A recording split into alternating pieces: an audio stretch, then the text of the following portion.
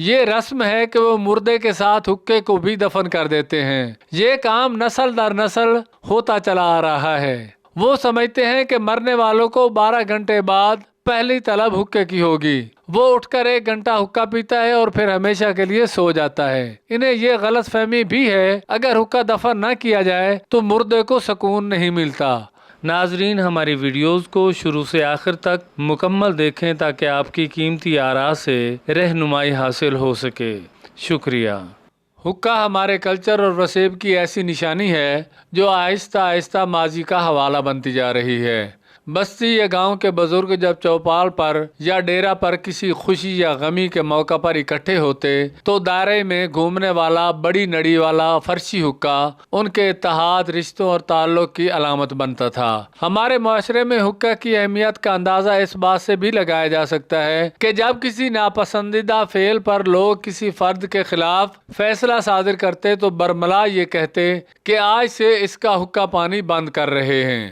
زیادہ عرصہ نہیں گزرا جب کسان دیہی علاقوں میں نور کے تڑکے صبح سویرے اپنے بیلوں کی جوڑی کو ہل چلانے کی غرض سے کھیتوں کی جانب جاتا۔ وہ صبح بیدار ہوتے ہی آگ جلاتا، حقے میں پانی ڈالتا، تب تک آگ تیار ہو جاتی اور پھر چلم میں گڑ اور تمباکو رکھ کر اسے آگ سے بھرتا اور بیل لے کر کھیتوں کی جانب جب روانہ ہوتا تو اس کے ایک کندھے پر ہل ہوتا اور دوسرے ہاتھ میں حقہ ہوتا۔ وہ کھیتوں میں ہل چلاتا۔ جب 2-4 کنال جگہ میں ہل چلا لیتا تو کچھ دیر کے لیے بیلوں کو سستانے کے لیے کھڑا کر دیتا۔ تب تک وہ کھیت کے ایک کونے میں پڑے حقے کو اٹھاتا اور کچھ لگا کر پیتا۔ بعض اوقات کھیت کے پاس سے گزرتے ہوئے کسی اور گاؤں کے مسافر کی نظر جب حقہ پیتے ہوئے کسان پر پڑتی تو وہ اپنی تشنگی مٹانے کی خاطر اس کسان کے ساتھ حقہ پینے بیٹھ جاتا۔ ایک دوسرے کا احوال اور جائے رہائش کے بارے میں معلومات بانٹی جاتی۔ چند لمحات کی یہ مل بیٹھنے کی شناسائی برسوں کے انمٹ تعلق پر محیط ہو جاتی، حتیٰ کہ یہ تعلق جس کی بنیاد حقہ سے شروع ہوتی رشتوں ناتوں تک جا پہنچتا اور یہ رشتے نسل در نسل چلتے۔ خوشاب، اٹک، میاں والی، تلا گنگ، گوجر خان، گجرات، شیخو پورہ، گوجرانوالا، سرگودھا، منڈی بہاؤدین، ملک وال میں بیٹھک یا ڈیوڑی پر آج بھی لوگ بیٹھتے ہیں۔ ان علاقوں میں کسی قریبی عزیز کے مرگ کے بعد 40 روز تک اس کے لواحقین اپنے ڈیروں پر بیٹھتے ہیں۔ یہاں بھی حقہ ہی ان کا محور ہوتا ہے۔ سرائکی خطہ کے علاقوں میں بھی بڑوں کی محفلوں کو رونق حقہ سے ملتی ہے، تاہم سرائکی خطہ میں سیدھی نڑی والا حقہ زیادہ استعمال ہوتا ہے۔ اسے سوٹی حقہ کہا جاتا ہے۔ اس کو سانس کا زور لگا کر پینا پڑتا ہے۔ اسے زیادہ تر 1 یا 2 آدمی استعمال کرتے ہیں۔ چلم پر تھوڑا سا تمباکو رکھ کر ماچس کی تیلی جلا کر جلتی ہوئی تیلی کے شعلے کو تمباکو کے قریب لے جا کر سانس کی طاقت سے تمباکو کو جلایا جاتا اور اس طرح یہ حقہ پیا جاتا۔ شوقین حضرات حقہ کی خوبصورتی کو کئی حوالوں سے یقینی بناتے تاکہ کسی بھی محفل میں موجود گاؤں کا فرد اس کے حقے کی تعریف کرتا نظر آئے۔ ایک زمانے میں لکڑی کے ڈھول والا حقہ بھی بہت مشہور ہوا جس پر خرادیا رنگ کرتا تھا۔ بعض زمیندار از خود خراد مشین پر اچھی لکڑی کا ڈھول تیار کراتے۔ یہ حقہ پاک پتن اور بہاول نگر میں خاص طور پر تیار کیا جاتا۔ حویلی لکھا کے تانبے کے نگینوں والے حقے بہت قیمتی اور خوبصورت تھے۔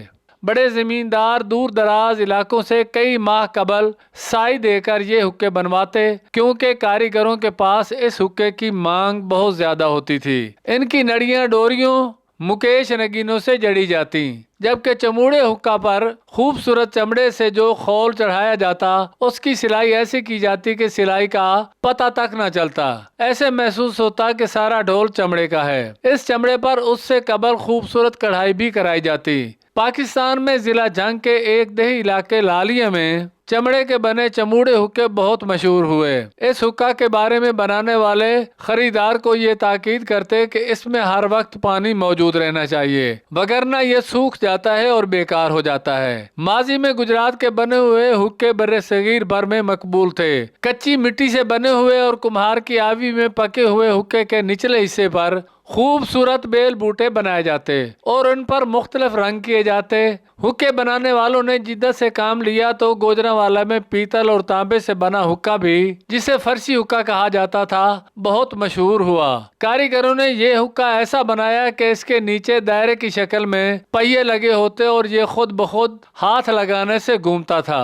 یہ پہلے مراد آباد میں بنا، یہ کسی دوسرے فریق کو اٹھا کر نہیں دینا پڑتا تھا۔ مختلف سائز کے حکوں کے لیے مختلف قسم کی چلم ہوتی تھی۔ چھوٹے حکے کے لیے چھوٹی چلم ہوتی تھی۔ بڑی چلم اس لیے رکھی جاتی تاکہ کسی چودھری یا وڈیرے کے ڈیرے پر آنے والوں کو تمام دن حکے سے محظوظ ہوتے رہیں۔ اس چلم میں 5 یا 6 کلو لکڑیوں کی آگ بآسانی سما سکتی ہے، جو تمام دن حکا کو تازہ رکھتی ہے۔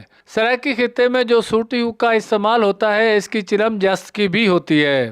اس سوٹی حکا کی نڑی پر بھی مختلف رنگوں کے دھاگے اور کپڑوں کی قطروں سے خوبصورت بنائی کی جاتی، اور چوپالوں میں یہ حکا اب بھی موجود ہے۔ اسے بڑی بوڑھیاں بھی استعمال کرتی تھیں۔ گجرات، گوجرانوالا، سرگودا، منڈی بہاؤالدین، شیخو پورہ، سیالکوٹ کے زمیندار اپنے ڈیرے پر مہمانوں کے لیے حکا ہمہ وقت تیار رکھنے کے لیے ایک ملازم رکھتے تھے جسے کاما کہا جاتا تھا، جسے اس کام کی باقاعدہ تنخواہ دی جاتی۔ دریائے سندھ کے کنارے رہنے والے قبائل جب رات کو مچھلی کا شکار کرتے ہیں تو پرانے شکاری جو حکا کے دلدادہ ہیں، آگ کا آلاؤ دریا کنارے جلا کر حکا بھی ساتھ رکھتے ہیں، جنہیں ایک جانب آگ کی گرمائش اور دوسری جانب حکا کا مزہ انہیں تازہ دم رکھتا تھا۔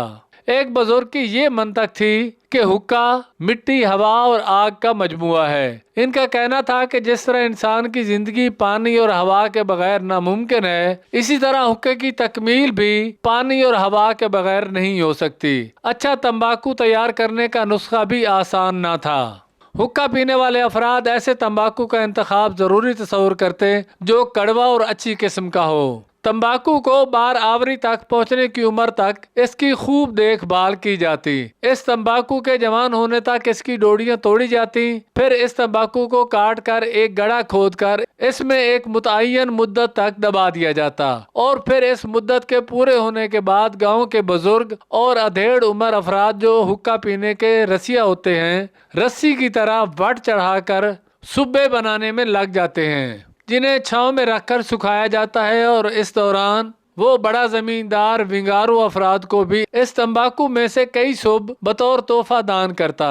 اس طرح یہ کڑوا تمباکو محفلوں میں بطور خاص بحث کا موضوع ہوتا، جبکہ حکا پینے والے اس کے رسیا ایسی لکڑی کا انتخاب بھی کرتے جو تادیر حکے کی چلم کو تازہ رکھے۔ عربی میں جواہرات کی ڈبیا کو حکا کہا جاتا ہے، اور جو افراد حکا کے شوقین ہیں وہ ایک طرح سے حکا کو اس ڈبیا سے بھی بالا تر قرار دیتے ہیں۔ حکا 9 حصوں پر مشتمل ہوتا ہے، جن میں نئے یعنی نڑی، نیچا، پیندہ، سرپوش، ڈھکن، ٹوپی، چلم، منہال، نئے کا سرا، سنگلی، چمٹا، زامن اور کلفی شامل ہیں۔ زامن سے مراد لوہے یا پیتل کی تار جو 2 نلیوں کو جوڑ کر رکھتا ہے۔ اس طرح نئے کو اوپر نیچے کرنے کے لیے انگریزی زبان کے حرف ایل شکل کا جوڑ لگایا جاتا ہے، جسے کلفی کہا جاتا ہے۔ حکے کی نئے جسے نیچا بھی کہا جاتا ہے، جو ایک مخصوص بانس کی ہوتی، سرپوش چلم کے اوپر رکھنے والا ڈھکن ہوتا ہے تاکہ چلم سے آگ نہ اڑے۔ پاکستان کی سیاست میں بھی کئی شخصیات کے ساتھ حکا جڑا ہوا ہے، مگر بابا جمہوریت نواب زادہ نصر اللہ نے حکا کو ایک دوام بخشا، یعنی سیاست میں بھی حکا کا عمل دخل رہا۔ یوں سفر میں، حضر میں حکا ان کے ساتھ ساتھ ہوتا۔ گاڑی میں رکھنے کے لیے ان کے پاس ٹفن حکا ہوتا تھا۔ حکا کی تاریخ صدیوں پرانی ہے۔ ایک شخص کے پیٹ میں درد اٹھا، حکیم لقمان کے پاس پہنچا، انہوں نے اسے ناریل کے کھوپرے سے حکا تیار کر کے پینے کے لیے کہا۔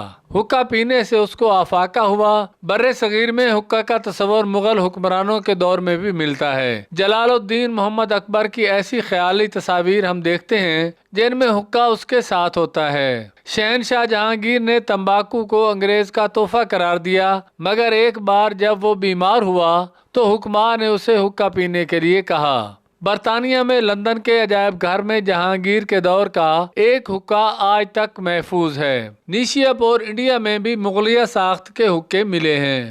बहादुर शाह जफर को हुक्का बहुत पसंद था। रंगून में दौरान कैद हुक्का ही उनकी तन्हाइयों का साथी था और आखिरी वक्त में हुक्का उनके सरहाने पड़ा हुआ था।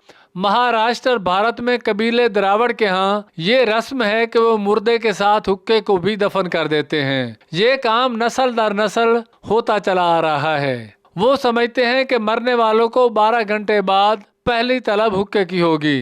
वो उठकर 1 घंटा हुक्का पीता है और फिर हमेशा के लिए सो जाता है। इन्हें ये गलतफहमी भी है अगर हुक्का दफन न किया जाए तो मुर्दे को सुकून नहीं मिलता, रूह बेचैन होकर भटकती रहती है और इसका नुकसान लवाहिकीन को भी होता है। दोस्तों, अगर आपको हमारी ये वीडियो अच्छी लगी हो तो इसे सब्सक्राइब, लाइक, शेयर के अलावा कमेंट्स बॉक्स में अपनी राय का इजहार जरूर करें ताकि आप तक हमारी वीडियोस बेहतर और बर वक्त मुयस्सर हो सकें। अब अपने होस्ट अब्दुल मजीद भाटी को दीजिए इजाजत। अल्लाह निगहबान।